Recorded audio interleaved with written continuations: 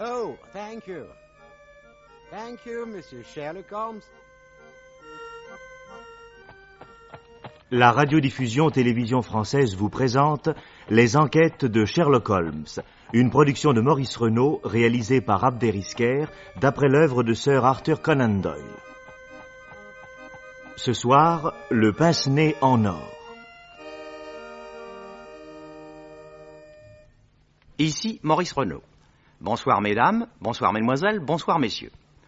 L'enquête de Sherlock Holmes que nous vous présentons ce soir est une des plus caractéristiques parmi les déductions du célèbre détective. Lorsque, raisonnant à partir d'un objet trouvé, il parvient ainsi à en décrire le propriétaire. Le professeur Edmond Lecard, grand spécialiste des enquêtes criminelles et scientifiques, a dit de cette histoire qu'elle était un modèle de raisonnement où les policiers véritables trouveraient un inappréciable exemple. Savez-vous que Sherlock Holmes a failli ne pas s'appeler Sherlock Holmes, mais Sherrinford Holmes? C'était là le premier nom auquel avait pensé Sir Arthur Conan Doyle pour baptiser son héros. Puis, à la réflexion, il trouva que ce nom n'était pas tout à fait bien, qu'il n'avait pas la résonance d'un coup de battoir, qu'il était difficile à articuler, Sherrinford. Toute raison parfaitement justifiée d'ailleurs. Il y réfléchit, et puis, tout à fait au hasard, il décrocha le nom irlandais de Sherlock Holmes. Cette fois, le nom collait. Mais de toute évidence, son créateur était loin de penser alors qu'il connaîtrait un jour la célébrité mondiale. Pour baptiser le Dr Watson, il se contenta d'utiliser tout simplement le nom réel d'un de ses jeunes confrères, car, nous vous le rappelons en passant, Sir Arthur Conan Doyle était médecin. L'un de ses amis, membre comme lui de la Société littéraire et scientifique de Portsmouth, s'appelait Watson, le Dr James Watson. Il pensa, avec juste raison, que son ami Watson ne trouverait rien à redire si son nom était exploité avec un autre prénom, John par exemple. Alors il baptisa le confident de Sherlock Holmes John Watson. Nous ne devons donc pas trop nous étonner ici, un peu plus tard, au cours d'une histoire de Sherlock Holmes, la plume de l'auteur dérape et si la femme de Watson l'appelle James, involontaire réminiscence de l'origine du nom. Aujourd'hui encore, on peut retrouver la signature du vrai James Watson dans le registre de la Société littéraire et scientifique de Portsmouth, à la bibliothèque même de Portsmouth. Et ce qui ne manque pas de piquant, c'est que lorsqu'en décembre 1890, Arthur Conan Doyle quitta cette ville et que cette même société lui offrit un banquet d'adieu, celui-ci fut présidé par le docteur Watson qui rendit hommage à son ami le docteur Conan Doyle. Et voici maintenant l'histoire que vous attendez, le pince-nez en or.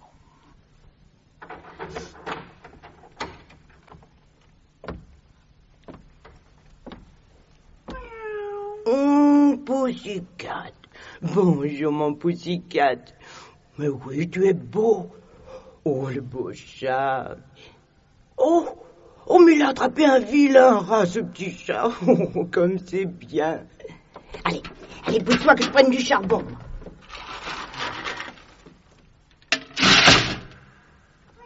Oh, oui, mon Pussy. Demain, Peggy, tu auras un beau poulet. Et qui est-ce qui se régalera? Ce sera mon Pussy. Allez, te mets pas dans mes jambes. Oh. Mais non, tu vas pas rester dans cette cave. Allez, monte.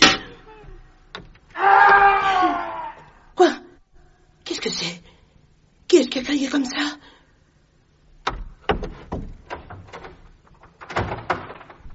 Mon Dieu, il est arrivé un malheur. Oh mon Dieu.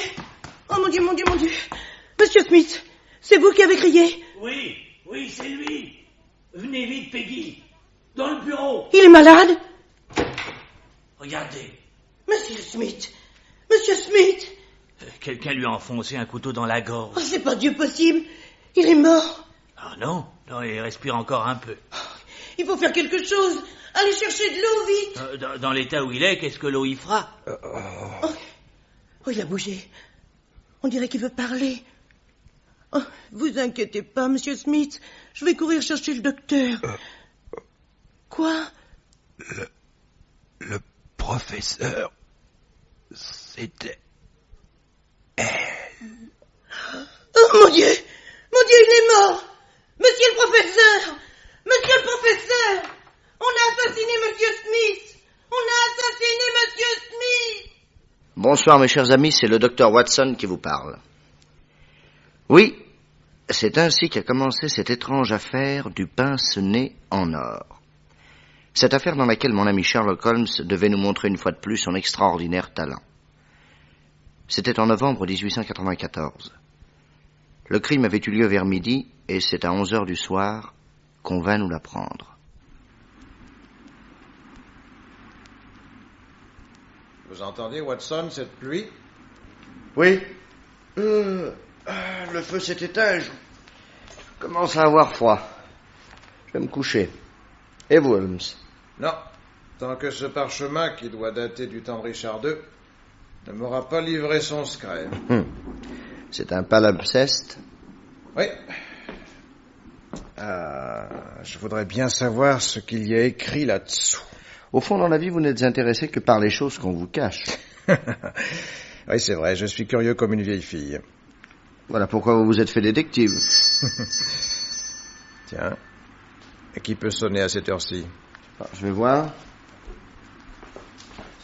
Qui est là? Stanley Hopkins, de Scotland Yard. Ah! Bonsoir, Dr. Watson. Bonsoir. Monsieur Holmes est là? Mais mon cher, par un temps pareil, tous les gens vertueux restent chez eux. Entrez, Hopkins. Quel bon vent vous amène? Dites plutôt quel ouragan.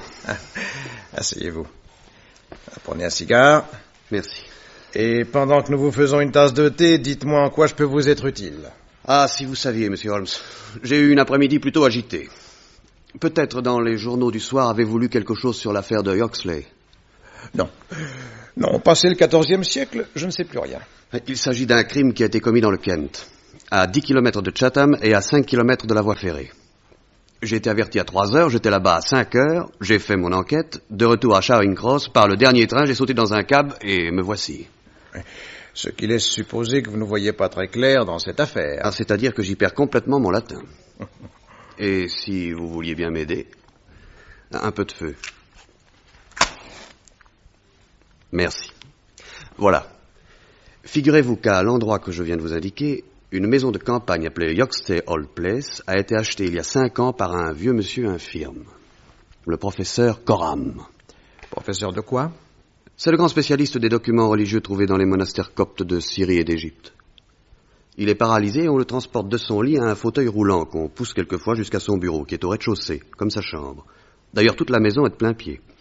L'année dernière, il a éprouvé le besoin d'engager un secrétaire. Les 2 premiers ne lui ont pas donné satisfaction, mais le 3e, un certain Smith, sorti récemment de l'université, lui a convenu. Et ce garçon était ici depuis plusieurs mois quand, ce matin, il a été assassiné. Où cela? Dans le bureau. Un inconnu lui a enfoncé dans la gorge un canif à lame d'acier, que j'ai retrouvé à côté du cadavre. La cuisinière a aussitôt couru avertir le professeur qui a alerté la police. Ah. Et vous soupçonnez quelqu'un? Oui, et assez sérieusement. Mortimer, le jardinier. C'est une brute. Il avait voué une haine féroce au jeune secrétaire qui faisait la cour à une fille du pays voisin. Or, lui-même est très amoureux de cette fille. Et quel âge a ce jardinier? La quarantaine, et la petite a 18 ans. Bien entendu, il nie avoir tué. Pourtant, quand Peggy, la cuisinière, est accourue après avoir entendu de la cave le cri de la victime qu'on égorgeait, elle a trouvé Mortimer penché sur le corps. Il jure qu'il venait d'arriver, mais dit-il la vérité? D'autre part, j'ai trouvé quelque chose qui me laisse bien perplexe. Quoi donc? Un pince-nez à monture d'or que la victime tenait serré dans sa main droite. Et ce n'était pas le sien? Non, il avait une excellente vue. Mortimer également. Remarquez, quand un jardinier a la vue basse, il porte généralement des lunettes en fer et non des pince-nez en or. Oui, c'est exact. Et qu'avez-vous fait de ce pince-nez? Il est là-bas, en lieu sûr, avec l'arme du crime. Vous pourrez les examiner tout à votre aise. D'ailleurs, j'ai laissé un policeman en faction. Jusqu'à mon retour, interdiction à qui que ce soit d'entrer ou de sortir de la maison. La surveillance est facile, il n'y a qu'une porte. Et toutes les fenêtres sont garnies de barreaux. Comment se présentent les lieux? Je vous ai fait un petit croquis. Ah. Tenez, le voilà. Merci. Vous voyez que dans le bureau, il y a 2 portes. Ouais. Celle-ci donne sur un office qui communique avec la cuisine. C'est par là qu'en remontant de la cave, la cuisinière est entrée. Et là, à l'autre bout de la pièce, il y a une 2e porte qui donne sur un carré d'où partent ces 2 couloirs de même longueur, chacun en oblique, formant un V. Ouais. Le couloir de gauche mène directement à cette chambre. c'est la chambre du professeur. Et celui de droite, vous voyez, à la porte du jardin. C'est certainement par ce couloir-là que l'assassin a gagné le bureau, puisqu'il ne pouvait venir que du jardin. Bien. Nous étudierons tout cela sur place. Enfin, il y a un dernier détail qui me semble important. Oui, lequel? En mourant, le secrétaire a prononcé les mots suivants. Le professeur, c'était elle. Et vous ne voyez pas ce que cela peut signifier? Non. Personne n'a pu m'apporter le moindre renseignement susceptible de m'éclairer.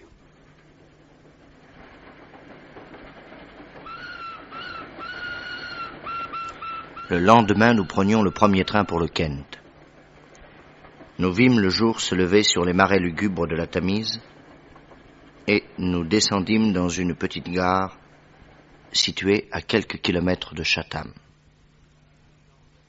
Le temps d'atteler un cheval à un cabriolet, nous prîmes notre breakfast et une demi-heure plus tard, nous arrivions à la maison du crime qui se trouvait au milieu d'un grand jardin. Le tout isolé au milieu des champs et entouré de hauts murs garnis de tessons de bouteilles. Cette grille est toujours ouverte? Oui. Il paraît que le professeur n'y attache aucune importance. Par contre, c'est lui qui a fait poser des barreaux à toutes les fenêtres, et l'unique porte d'entrée de la maison est entièrement bardée de fer. Il craint d'être attaqué. Ah, allez donc savoir. C'est un personnage si bizarre. Voyons le jardin. Ah, évidemment, après cette pluie, aucun espoir de trouver des empreintes sur le sol. C'est bon, entrons dans la maison.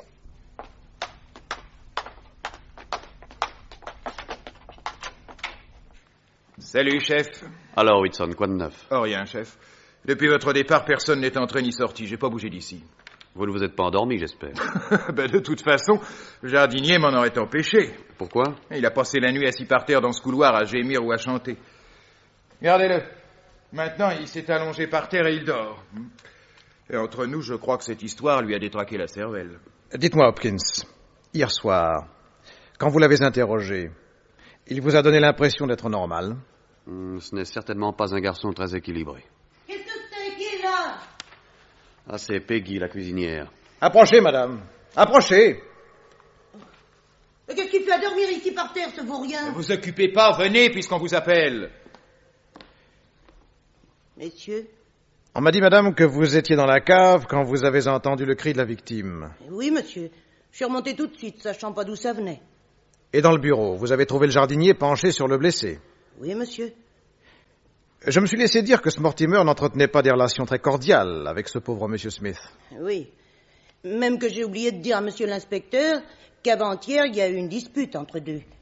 C'est tout juste si j'ai pas été obligé de les séparer. Et Mortimer, là... Oh, je sais pas si je dois le dire. Votre devoir est de nous dire toute la vérité, madame. Je voudrais pas quand même lui faire du tort. Alors, allez-vous parler, oui ou non?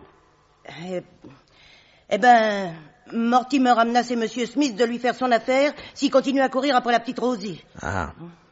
Et pensez-vous que ce jardinier soit tout à fait sain d'esprit? Lui? Oh, il est malin comme un singe. Quand il fait l'imbécile, c'est comme les ânes pour avoir du son. Mais c'est si magré, moi, j'y ai jamais cru. Tenez, le voilà qui se réveille.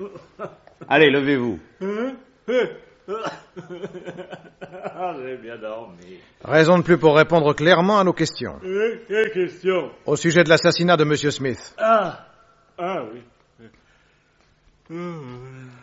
Et alors? Quand Peggy, la cuisinière, vous a trouvé dans le bureau, vous étiez penché sur la victime. Vous pouvez pas le laisser mourir comme ça. Il y a longtemps que vous étiez dans la pièce? Oh, je sais pas, moi. 5 minutes. Qu'est-ce qui vous a amené dans le bureau? Je rentrais de faire une course au village. Je traversais le jardin pour aller dans la maison, alors j'ai entendu un grand cri. Je me suis précipité, j'ai pris le couloir et, comme M. Smith continuait à pousser des gémissements, je me suis rendu compte qu'il était dans le bureau. Je suis rentré pour lui porter secours. La porte était fermée? Non. Non, elle était ouverte. Selon vous, par où l'assassin a-t-il pu s'échapper? Par la porte du bureau qui donne sur l'office. Dans ce cas, on l'aurait découvert dans l'office ou la cuisine, puisque de ce côté-là, il n'y a pas d'issue. Mais en montant de la cave, je l'aurais bien vu tout de même. Il est donc sorti par l'autre porte et vous n'avez pas pu ne pas le rencontrer. J'ai rencontré personne. Dans ce cas, c'est toi l'assassin. Oh, oh non, non, vous pensez pas ce que vous dites. Ah, après tout, il a peut-être enfilé le couloir qui mène à la chambre de monsieur. À cette heure-là, le professeur ne dormait pas. Si un inconnu était entré dans sa chambre, il s'en serait aperçu. Ah, évidemment. À mon avis, moi, il y a une explication bien plus simple que tout ça. Laquelle? Il s'est suicidé? Impossible. Par un geste naturel, la pointe aurait dû pénétrer d'avant en arrière. Or, la blessure a été faite d'arrière en avant et sur le côté gauche du cou. Monsieur Smith était-il gaucher? Non. Il a donc été assassiné. Avant-hier, vous avez eu une violente discussion avec la victime, n'est-ce pas? Moi? Bah non, c'est que vous avez été chercher ça. Vous l'avez même menacé de mort. Non mais, qu'est-ce que c'est que cette histoire? Qui vous a raconté une pareille blague? Je ne crois pas que ce soit une blague. Oh,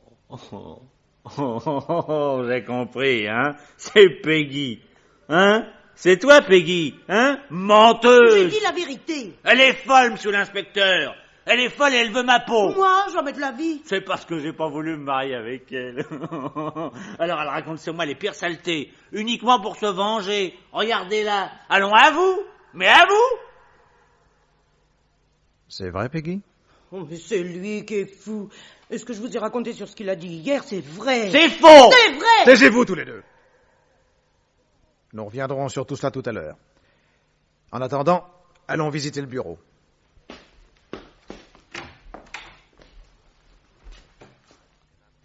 Le cadavre était encore là, étendu au milieu de la pièce. Sherlock Holmes l'examina et n'en tira aucune conclusion supplémentaire. Il se dirigea alors vers la fenêtre et se pencha sur un meuble garni de tiroirs qui servait de bureau au professeur. Dites-moi, Peggy, tous ces tiroirs sont habituellement fermés à clé? Aucun, monsieur. Sauf celui d'en bas à droite. Pourtant, il est ouvert, celui-là aussi. Oh, ça, c'est curieux. C'est le seul qui soit toujours fermé à clé. Et la clé, monsieur le professeur, l'a toujours sur lui, attachée à sa chaîne de montre. Hopkins, vous en avez parlé au professeur? Non, j'avoue que ce détail m'avait échappé. Peggy. Oui. Savez-vous ce que contenait ce tiroir? Non, monsieur. Il est vide. Mais pour avoir toujours été fermé à clé, je suppose qu'il contenait quelque chose de précieux. Le professeur nous renseignera. Maintenant, voudriez-vous me montrer l'arme du crime, Hopkins? La voici, ainsi que le pince-nez dont je vous ai parlé. Merci. Oui. À première vue, ce canif ne nous apprend pas grand-chose. Ah, par contre, ce pince-nez... Oh, très intéressant. Très intéressant. Voilà un petit objet qui me semble particulièrement bavard. Pourquoi riez-vous, Watson? M'amuse à l'avance des déductions que vous allez tirer de l'examen de ce pince-nez. Et le plus fort, c'est que vous ne vous trompez jamais. Il n'y a rien de bien sorcier là-dedans. Je peux vous dire que ce pince-nez appartient à une dame élégamment vêtue. Elle a un nez assez épais et les yeux très rapprochés l'un de l'autre. Elle a le front plissé, un regard scrutateur et sans doute des épaules voûtées. De plus, je suis à peu près sûr qu'elle a eu recours à un opticien au moins 2 fois au cours de ces derniers mois. Étant donné que ces verres sont d'une puissance anormale et qu'à Londres, les opticiens ne sont pas très nombreux, on devrait assez facilement retrouver sa trace. Alors vous m'étonnerez toujours, monsieur Holmes. Mais mon cher, ces déductions sont la simplicité même. Vous trouvez, vous? Voyons. Connaissez-vous beaucoup d'objets offrant un meilleur champ d'observation qu'une paire de lunettes? Et tout spécialement un pince-nez comme celui-ci? Il est d'une telle délicatesse qu'il ne peut appartenir qu'à une femme. De plus, il est en or et d'un galbe parfait. Il serait inconcevable que sa propriétaire ne fût pas une femme de goût, élégamment habillée. En outre, vous constaterez que les pinces présentent une ouverture très large, ce qui me fait penser que le nez de cette dame est assez épais. Bon, maintenant, regardez-moi. Là, je mets ce pince-nez et Bien que mon visage soit plutôt étroit, le centre de chacun de mes yeux ne correspond pas avec le centre de chacun de ses verres, n'est-ce pas? Oui. Donc, les yeux de cette personne sont très rapprochés l'un de l'autre. Enfin, mon cher Watson, vous penserez comme moi que les verres étant d'une épaisseur exceptionnelle, cette dame a une vue très affaiblie, et depuis longtemps, et que ses caractéristiques physiques sont certainement en rapport avec sa mauvaise vue. Un front plissé, un regard scrutateur, et les épaules voûtées. D'accord, mais enfin, qu'est-ce qui vous indique qu'elle a eu recours par 2 fois à l'opticien? Regardez. Vous voyez? Oui. Les pinces sont garnies de minuscules coussins de liège, destinés à adoucir la pression sur le nez. L'un de ces coussins est décoloré et légèrement usé. Mais l'autre, regardez, est tout neuf. On l'a donc posé tout récemment à la place de celui qui était à l'origine. J'en déduis donc que la dame est revenue une seconde fois chez son opticien. Ah, évidemment, quand on le sait, tout cela a l'air très simple. Bon, maintenant, allons voir le professeur. Il n'y a qu'à suivre ce couloir. La porte que vous voyez au fond est celle de sa chambre. Parfait. Ah, une seconde, je vous prie. Il n'y a pas quelque chose qui vous étonne? Quoi donc? De cette porte du bureau où nous sommes, partent 2 couloirs qui forment un V. Celui de droite conduit au jardin et l'autre à la porte de la chambre du professeur. Ces 2 couloirs sont identiques, et ils sont tous les 2 recouverts d'un chemin en fibre de coco. C'est vrai. Ce dernier détail ne vous semble pas intéressant? Pas spécialement. Bon. Après tout, vous avez peut-être raison. Entrons dans la chambre du professeur et présentez-moi. La pièce était immense, et les murs entièrement couverts de rayons de livres ne suffisaient pas à contenir tous les ouvrages qui constituaient la bibliothèque du professeur. Aussi y avait-il encore des centaines de volumes empilés par terre, appuyés tant bien que mal contre les rayons. Face à la fenêtre, il y avait le lit, et, dans le lit, un vieillard au visage décharné. Dès notre entrée, il avait tourné vers nous un regard aigu, sous d'épais sourcils blancs, et sa longue barbe, immaculée, était toute jaune autour de la bouche. Une cigarette brûlait lentement au coin de ses lèvres, et l'air de la pièce était irrespirable tant la fumée était épaisse. Les présentations faites, il tendit à Sherlock Holmes 2 doigts tachés de nicotine. Soyez le bienvenu, monsieur Holmes. Qui aurait pu prévoir un pareil drame? Le pauvre Smith était pour moi un bien cher collaborateur. S'il faut que j'en essaie d'autres, et que je les mette au courant, autant en finir tout de suite. Je n'ai plus aucun courage. Je comprends votre émotion, monsieur le professeur. Vous fumez, monsieur Holmes? Mon Dieu, oui. Prenez une cigarette, et vous aussi, messieurs. Elles sont spécialement fabriquées pour moi par Dionodès, d'Alexandrie. Il m'en envoie 1500 chaque mois, et cela me suffit à peine. Bon, très mauvais, je sais, très mauvais, mais un vieillard n'a plus guère de plaisir. Le tabac et mes livres, voilà tout ce qui me reste. Ces cigarettes ont en effet un parfum exquis. Et le coffret est là, servez-vous. Merci.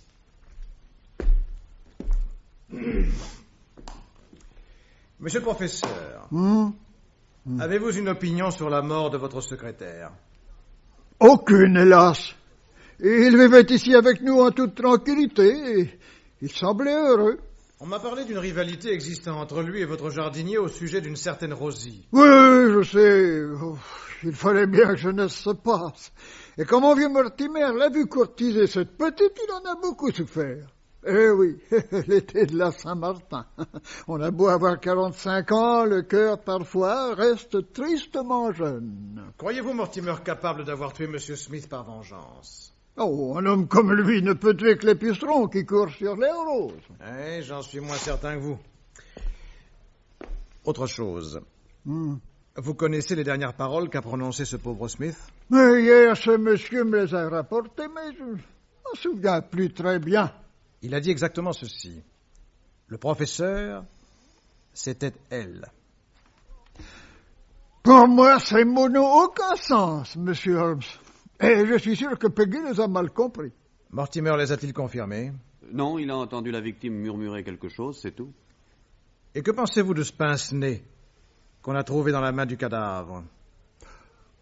Je ne suis qu'un vieux rêveur, monsieur Holmes, poète à mes heures, et je me demande en fin de compte si ce jeune homme ne s'est pas tout bonnement suicidé en serrant dans sa main un gage d'amour. Comment ça? Eh oui! Quand vous aurez vécu aussi longtemps que moi, vous saurez que les gages d'amour ont parfois de bien curieuses apparences, un éventail, un mouchoir, un gant. Pourquoi pas un pince-nez? Oh, mais je suis ravi de voir à quel point vous aimez mes cigarettes. Et vous fumez plus vite que moi. Je vous prie de m'excuser. Oh, mais prenez. Rien ne peut me faire plus de plaisir. Oui, mais c'est la 4e. Oh, mais ce genre de conte me désoblige, monsieur Holmes. Prenez, vous êtes chez vous.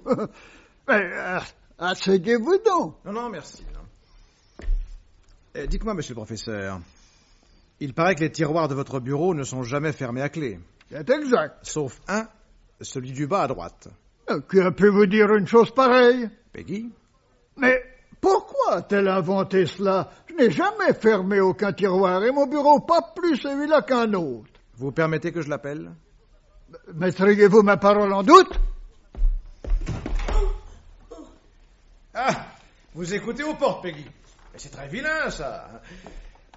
Pourquoi m'avez-vous dit que le tiroir du bas à droite était toujours fermé à clé? Mais parce que c'est vrai. Votre maître affirme le contraire. Oh, monsieur le professeur. J'ignore, Peggy, à quel mobile vous obéissez en inventant de telles sornettes. Je vais me fâcher. Non, n'en faites rien. Est-il exact, monsieur le professeur, que la clé de ce tiroir demeure en permanence à votre chaîne de montre? C'est exact, une vieille habitude. Avant de venir m'installer dans cette maison, je mettais mon argent dans le tiroir en question, mais il y a belle lurette que je ne le fais plus. Les chèques sont tellement commodes maintenant. Je suis bien de votre avis. Oh, qu'avez-vous, monsieur Holmes? Ce n'est rien. Excusez-moi, un étourdissement. Oui, ce doit être l'estomac. Je n'ai rien pris depuis hier soir. Mais je manque à tous mes devoirs. Peggy, emmenez ces messieurs à la salle à manger et offrez-leur tout ce qu'ils désireront. J'accepte volontiers, monsieur le professeur. Excusez cette stupide défaillance. Mais je vous en prie. Et quand vous vous serez réconforté, si vous avez quelque autre renseignement à me demander, eh bien, je suis à votre disposition. J'aurais besoin de réfléchir longuement aux causes de la mort de ce malheureux Smith. Si vous le permettez, nous resterons dans le jardin, le Dr. Watson, Monsieur Hopkins et moi, après avoir pris le lunch que vous voulez bien nous offrir. Et je reviendrai vous voir au début de l'après-midi vers 2h. Cela vous convient? C'est entendu. Cet entretien avec le professeur, vous le voyez, ne nous avait pas apporté grand-chose. En tout cas, j'avais été très gêné par l'attitude assez désinvolte de mon ami Sherlock Holmes.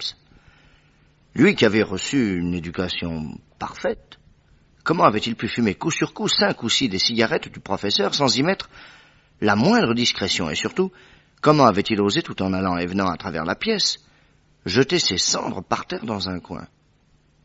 Heureusement que le professeur ne s'en était pas aperçu. Nous passâmes à table, et Peggy nous servit un excellent repas. Tout en mangeant, Sherlock Holmes bavardait avec elle. Ah, pour ça, oui, monsieur, vous pouvez le dire, monsieur. Est-ce que monsieur le professeur peut fumer? C'est pas croyable. Ben, c'est bien simple ce matin. Quand je suis rentré dans sa chambre, on se serait cru dans le brouillard de Londres. Une vraie purée de pois. Il y a un inconvénient à fumer beaucoup, c'est qu'on perd l'appétit.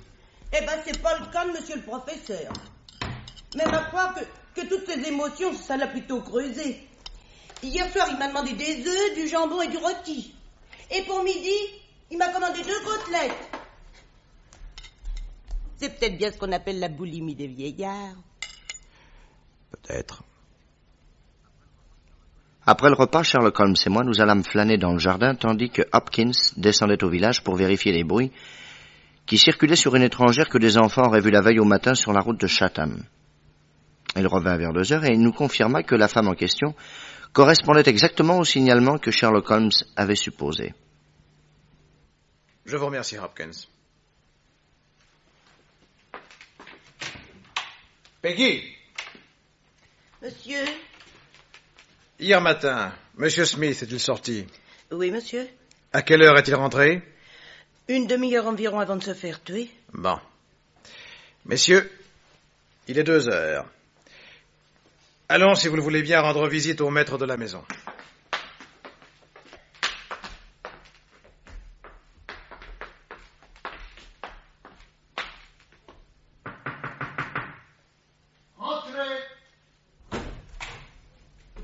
Alors, monsieur Holmes, avez-vous enfin éclairci ce mystère?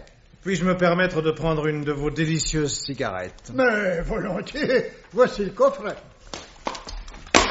Oh, excusez-moi, professeur. Je suis d'une maladresse. Non, laissez Watson, non, je vous en prie. Non, je peux ramasser cela tout seul. Voilà. Ah, encore une cigarette qui a roulé dans ce coin. Je vous demande pardon, professeur. Vous m'avez posé une question? Je vous demandais si vous aviez enfin éclairci le mystère de la mort de mon pauvre Schmidt. Oui, professeur. Vraiment? Dans le jardin? Non. Ici. Ici? Quand? À l'instant même. Si c'est une plaisanterie, elle ne me semble guère convenir à une heure aussi grave. Je ne plaisante aucunement, professeur. J'ignore encore le rôle que vous jouez dans cette affaire, mais vous-même me le direz tout à l'heure. En attendant, je vais reconstituer les faits afin que vous sachiez quels renseignements me sont encore nécessaires. Que voulez-vous dire? Hier, une femme a pénétré dans votre bureau. Elle était venue dans l'intention de prendre certains documents qui se trouvaient dans le tiroir du bas, à droite. La serrure n'était pas forcée, donc elle avait une clé. À ce moment-là, entre votre secrétaire. Il veut l'empêcher d'emporter les documents, alors elle saisit un canif qui se trouve sur le bureau et elle le lui enfonce dans la gorge. Je suis certain que cette femme a obéi à un réflexe désespéré et qu'elle était venue sans l'intention de donner la mort à qui que ce fût. Un assassin ne se présente pas sans armes. Horrifiée de ce qu'elle a fait, elle s'enfuit comme une folle. Et comme dans la bagarre, elle a perdu son pince-nez, elle se trompe de couloir, sentant d'ailleurs sous ses pas la même fibre de coco qu'elle avait remarquée dans l'autre couloir en venant. Soudain, elle s'aperçoit de son erreur. Mais le jardinier est entré dans la maison et pénètre dans le bureau. Impossible de revenir en arrière. Elle va être découverte. Alors, elle pousse la porte qui est devant elle et elle entre dans cette chambre. Pardon, monsieur Holmes, j'étais dans mon lit. Et à qui ferez-vous croire qu'une femme ait pu pénétrer dans ma chambre sans que je la voie? Mais je ne dis pas cela. Je précise au contraire que vous l'avez vue entrer, que vous l'avez reconnue, et que vous l'avez aidée à échapper aux recherches de la police. Moi? Mais vous êtes fou! Dans ce cas, que serait-elle devenue? Elle est là, près de la cheminée, derrière ces rayonnages de livres. Sortez, madame.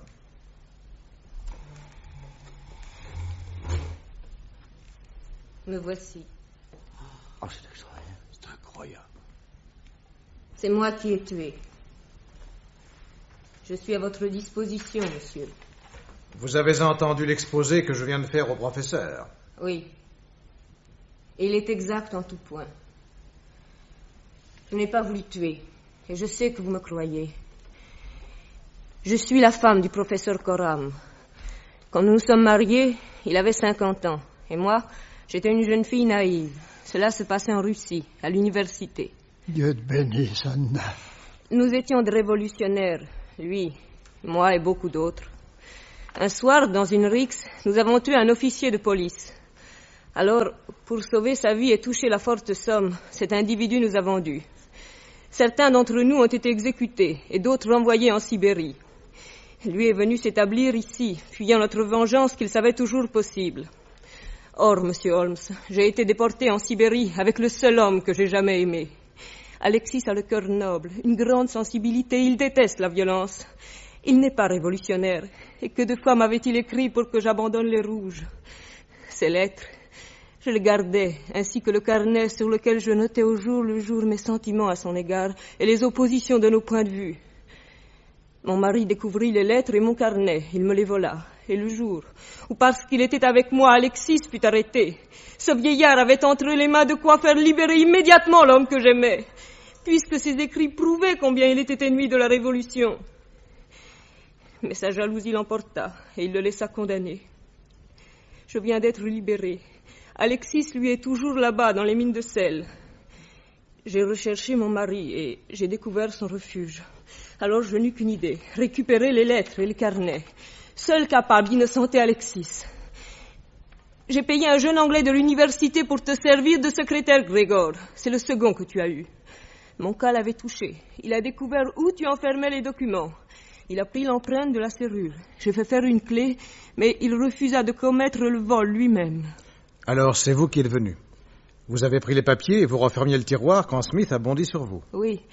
Nous nous étions rencontrés sur la route et je lui avais demandé où habitait le professeur. Je ne savais pas qu'il travaillait avec lui. Il a dû prendre un raccourci et il vous a annoncé la visite de cette étrangère, n'est-ce pas, professeur? Oui. Ce qui explique les mots qu'il a prononcés en mourant. Il voulait dire « Prévenez le professeur, c'est la femme dont je viens de lui parler ». Aucun doute. Et après vous avoir annoncé cette visite, où est-il allé? Dans sa chambre, pour travailler. Laissant certainement la porte d'entrée entr'ouverte, prête à introduire la visiteuse dès qu'elle sonnerait. Mais je n'ai pas sonné, et le pire s'est accompli. Quand il est tombé, je me suis précipitée hors du bureau et je me suis trompée de couloir. C'est ainsi que je suis entrée dans cette chambre. Il y avait ce cabinet secret. Je l'y ai caché. C'était le moins que je puisse faire pour obtenir son pardon. Et maintenant, voici mes dernières paroles. Prenez ces documents, monsieur Holmes. Je les confie à votre honneur et à votre respect de la justice. Remettez-les à l'ambassade de Russie. Ainsi aurez-vous achevé l'œuvre que j'ai entreprise. Adieu, Grégor, et que Dieu nous pardonne. Watson, empêchez-la! Vite, empêchez-la! Trop tard. Elle s'est empoisonnée.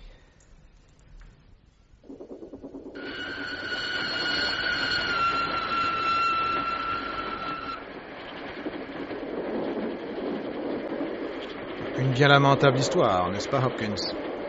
Oui, dans notre métier, nous avons rarement affaire à des comiques. Mais comment avez-vous deviné, Holmes, que cette femme était cachée dans la chambre? J'avais remarqué qu'il y avait des piles de livres par terre devant les rayonnages, sauf devant le corps de bibliothèque situé près de la cheminée. Alors, sans que le professeur se rende compte, j'ai laissé tomber la cendre de mes cigarettes devant ce corps de bibliothèque. Puis, nous sommes partis en spécifiant que nous reviendrions seulement à 2 heures. C'est alors que j'ai appris que depuis la veille, le professeur consommait de quoi nourrir 2 personnes. Quand nous sommes remontés, j'ai renversé exprès le coffret de cigarettes pour pouvoir inspecter le sol tout à mon aise. Et d'après les traces laissées sur la cendre de mes cigarettes, j'ai vu nettement qu'en notre absence, la femme était sortie du cabinet secret. Voilà. Combien je vous remercie, monsieur Holmes. Qu'aurais-je pu faire sans vous? Et nous arrivons à Charing Cross. Vous allez à Scotland Yard, Hopkins? Oui, monsieur Holmes. Vous présenterez mes amitiés à ces messieurs. Quant à nous, Watson, nous allons sauter dans un cab et nous faire conduire à l'ambassade de Russie.